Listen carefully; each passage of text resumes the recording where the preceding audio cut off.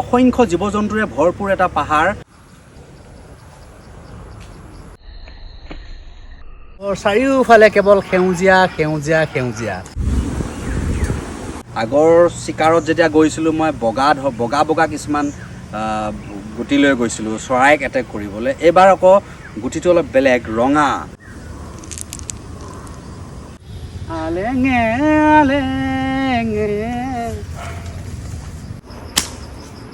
এনেকৈ মাৰি বগৰাই দিম দেই।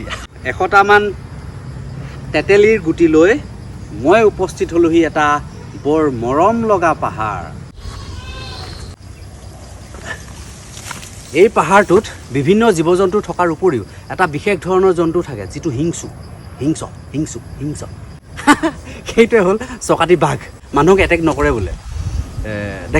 দেখে কেতিয়াবা শিলৰ ওপৰত শুই থাকে 2-3টা মানে পৰিয়ালকেন্দ্ৰিক সিহঁতে।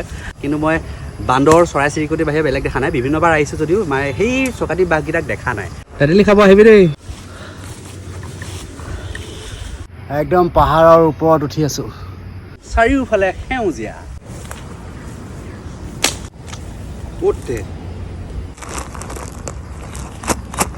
এটা সময়ত এই গুটিবোৰৰ পৰাই গছ হ'ব আৰু সেই গছৰ পৰাই চৰাই চিৰিকটি জীৱ জন্তুৰ লগতে মানুহৰো জানে।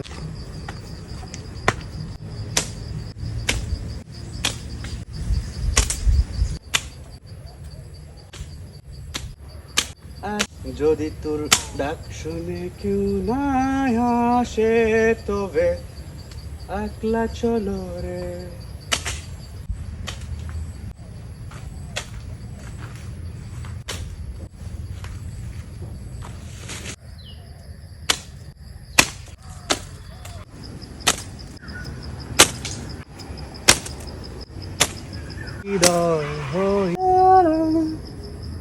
এনেকৈ মাৰি দিম দেই।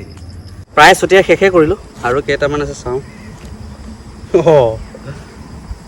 2টা আছে। 98 পিচ এই তেতেলীৰ গুটি ছটিয়াই শেষ। এতিয়া আৰু 2টা। এইটো শেষ কৰি দিওঁ। বহিয়ে দিওঁ আৰু ভাগৰ লাগিছে আৰু ওপৰত উঠি। তেতেলী খাম আৰু খাওঁ। বহুত বছৰ মই তেতেলী খাম আৰু খাওঁ। মই মোৰ ল'ৰা ছোৱালীক ক'ব পাৰিম, এয়া মই ৰোৱা চাহ খা। পালে কাটিয়ে শেষ কৰিলে ডাঙৰ ডাঙৰ।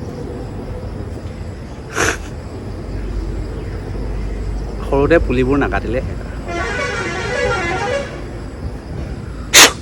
এইটোৱেই হৈছে একেবাৰে শেষৰটো তেতলিকা গুটি। গজিবি দেই,